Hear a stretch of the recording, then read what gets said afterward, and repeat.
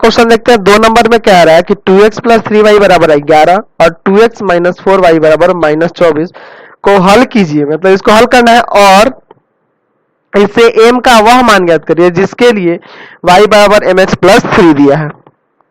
समझ गए? तो पहले इसको हल करते हैं, उसके बाद x और y का मान जो आएगा ना वो इस समीकरण में रख देंगे तो m का मान प्राप्त हो जाएगा। चलिए तो इसको लेते हैं 2x प्लस 3y बराबर में 11 पहला समीकरण, और दूसरा है आपके पास 2x माइनस 4y बराबर में माइनस का 24। ये समीकरण क्या हो जाएगा? 2। अब एक समीकरण से x या y का मान निकालेंगे, दूसरे में रख देंगे, क्योंकि अभी देखिए प्रतिस्थापन विधि से ही इस एक्सरसाइज में निकालेंगे, क्योंकि हमारे पास प्रतिस्थापन विधि ही है जानने को समीकरण 1 से। ठीक है, एग्जाम में कोई दिक्कत नहीं, आप स्वतंत्र है, किसी भी विधि से बना सकते हैं, क्योंकि इसमें कुछ नहीं कह रहा है ना। लेकिन यहाँ जो है प्रतिस्थापन वाला एक्सरसाइज है, इसी से बनाएंगे।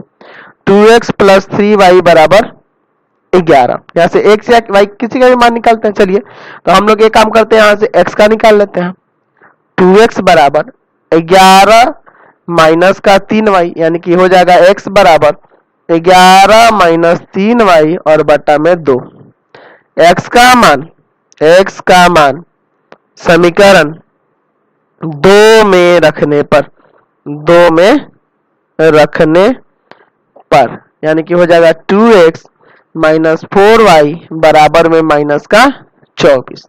तो 2x से क्या रखना है? यही ना, 11 माइनस 3y बटा में 2 माइनस का 4y बराबर में माइनस का 24। ये 2 से ये 2 कट जाएगा, यानी हो जाएगा 11 माइनस का 7y बराबर में माइनस का 24। तो माइनस 7y बराबर माइनस का 24 माइनस का 11, यही ना होगा। ये प्लस में है 11, इधर का माइनस का। चलिए तो माइनस का 7y बराबर में कितना जाएगा? माइनस का 35 ना, दोनों जुड़ जाएगा माइनस का है तो यहाँ काट देंगे माइनस माइनस, y बराबर आ गया 35 बट्टा 7। 5 बार में कट जाएगा, y का मान क्या आ गया? 5। y का मान समीकरण 1 या 2 किसी में भी रख सकते हैं ना। चलिए तो 1 में रखने पर, समीकरण 1 में रखने पर, तो ये समीकरण 1 क्या है? 2x प्लस 3y बराबर 11। यही ना समीकरण था, 2x प्लस 3y बराबर 11। चलिए यहाँ रख देते हैं। तो y का मान कितना रखना है?